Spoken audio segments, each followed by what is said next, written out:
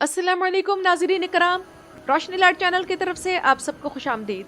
नाज़रीन इकराम, मेरी आज की वीडियो कुरलिश उस्मान की किस्त 171 के रिलीज होने वाले 2 ट्रेलर्स का रिव्यू है, यानी ट्रेलर नंबर 2 और 3। और ये सीजन में पहली बार हुआ है कि किसी भी किस्त के 3 ट्रेलर्स दिखाए गए हैं और आने वाली किस्त कई तरह से शानदार होने जा रही है। वाकयात की भरमार होगी, लेकिन मेन फोकस फातिमा पर होगा। इसके साथ साथ हम ये भी देखेंगे कि उस्मान बे का आग हिसार का मुहासरा कैसे खत्म होगा, इल्बाई आल्प मजीद क्या खबरें हासिल करेगा, बेहान बे की लोकास से मुलाकात क्या रंग लाएगी और क्या बेहान बे अपने बेटे की वजह से लोकास को उस्मान बे के प्लान की मुखबरी कर देगा या नहीं, और कारासी भी अब किसके खिलाफ तलवार उठाने जा रहे हैं, और सबसे बढ़कर ये कि ओरहान बे का जख्मी होना और होलोफिरा का सौद के बाजार में होते हुए भी उस दर्द को महसूस कर लेना। तो यानी कि किस्त नंबर 171 इवेंट्स, ड्रामा और जबरदस्त डायरेक्शन से भरपूर आने वाली है। इसके अलावा इस ड्रामा के हवाले से आप लोगों को कई खबरों के बारे में अपडेट्स भी दी जाएगी। मिसाल के तौर पर कि याकूब बे वाली ऑफर महमद ओजगर नामी अदाकार ने कबूल की है या नहीं, और अब कौन से मजीद दुश्मनों की एंट्री होने वाली है वगैरह। लेकिन इससे भी पहले नाज़रीन इकराम, आप लोगों को एक दिलचस्प बात ये बताना चाहूंगी कि जिस दिन कुरलिश उस्मान की एपिसोड 171 रिलीज होगी, तो उस दिन कुरलिश उस्मान की पहली किस्त रिलीज हुए पूरे 5 साल हो जाएंगे। और कुरलिश उस्मान की एपिसोड 166 जिस दिन ऑन एयर हुई थी, उसी दिन नाज़रीन इकराम इस सीरीज का पहला प्रमोशनल ट्रेलर दिखाया गया था।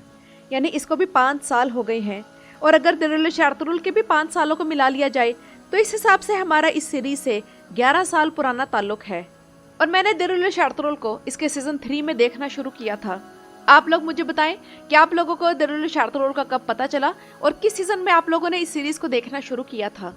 और नाज़रीन इकराम, इसके बाद मैं सबसे पहले आऊंगी इस तरफ कि ट्रेलर से जाहिर है कि सोफिया फातिमा के सामने एक्सपोज हो चुकी है, और यकीनन फातिमा इस कैद से रिहाई के बाद उस्मान बे को अगर इसका हुलिया बताए तो उस्मान बे और बाला कभी भी अंदाजा कर ही नहीं सकते कि ये सोफिया है। हाँ, अगर किसी ने फातिमा के सामने उसका नाम बोल दिया हो तो फिर और बात है, लेकिन ये सिनेरियो इस हिसाब से मजे का नहीं बनता। एक्साइटमेंट तब होगी जब किसी तरह ये उस्मान बे और बाला के सामने एक्सपोज हो, और शायद सोत में जब लोकास सोफिया के साथ आएगा तब यही मरहला पेश आए, क्योंकि सोफिया सीजन 1 में भी और सीजन 6 में भी इतनी मजबूत है कि लड़ाई, जहानत और टैक्टिक्स में वो बाला खातून के लेवल की है।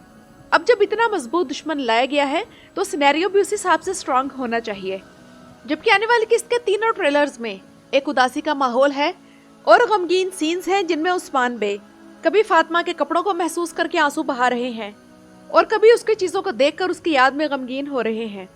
ये बात तो हकीकत है कि बच्चे जितने भी बड़े हो जाएं, अपने माँ बाप के लिए बच्चे ही रहते हैं। और इस सीजन में बड़े अरसे बाद गोकबुरु उस्मान बे की आंखों में हमने आंसू देखे हैं, पहले बायसुंगर की शहादत पर और अब फातिमा के अगवा पर। और जल्द ही गोकबुरु लोकास और सोफिया को उनके अंजाम तक पहुंचाएगा।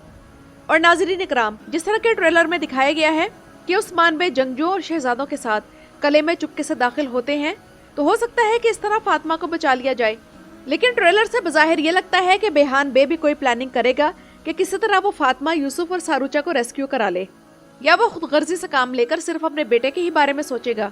लेकिन ऐसा लगता है कि बेहान बे का लोकास और सोफिया से मिलना उस्मान बे के इल्म में होगा, और उन्हीं की इजाजत से बेहान बे उनसे मिलने जाएगा। मुझे उम्मीद है कि सौद को लोकास और सोफिया के हवाले करने की नौबत नहीं आएगी और उस्मान बे उससे पहले ही मामला दुरुस्त कर लेंगे, क्योंकि आने वाली किस्त में ऐसा लगता है कि उस्मान बे सौद बाज़ंतीनियों को देने वाले हैं। तो अंदाजा करें कि अगर अर्तुगरुल गाजी जिंदा होते तो उनका क्या रिएक्शन होता जब उन्हें मालूम होता कि उस्मान बे सौद लोकास को फातिमा की रिहाई के बदले देने जा रहे हैं। जाहिर सी बात है कि अर्तुगरुल गाजी ऐसी प्लानिंग करते जिसमें सांप बिना मरता और लाठी बिना टूटती, तो उस्मान बे भी अपने वालिद के नक्शे कदम पर चलकर कुछ ऐसी ही प्लानिंग करेंगे।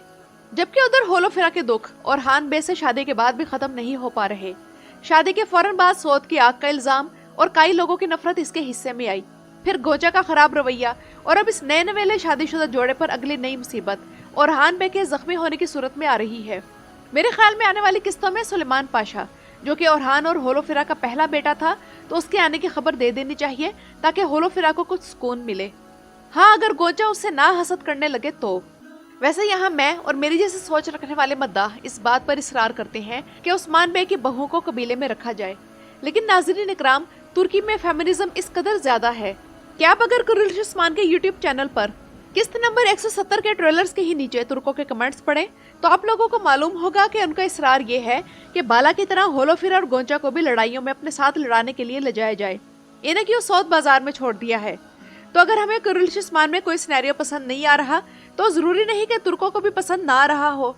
इन कमेंट्स का मतलब ये है कि महमद बोजदैक इनकी पसंद के मुताबिक बाला खातून को जंगों पर ले जाते हैं। और अब आते हैं इस तरफ के महमद ओज़गुर कुरिलिश उस्मान के सीजन 6 में याकूब बे बनने के लिए तैयार हैं या नहीं। और वैसे अगर सीजन 6 में याकूब बे किसी नए अदाकार की सूरत में आ गए तो याकूब बे का किरदार अदा करने वाले अदाकार को ये एजाज हासिल होगा कि वो उस किरदार को प्ले करने जा रहा है जो इस ड्रामे में 3 बार बदला जाएगा। लेकिन नाज़रीन इकराम, परेशानी की बात यह है कि महमद ओज़गुर ने याकूब बे का किरदार लेने से इनकार कर दिया है। तो शायद महमद बोजदैक अब किसी और तुर्क अदाकार से राब्ता करेंगे। और सवाल ये भी है कि याकूब बे को लाने का क्या मकसद है।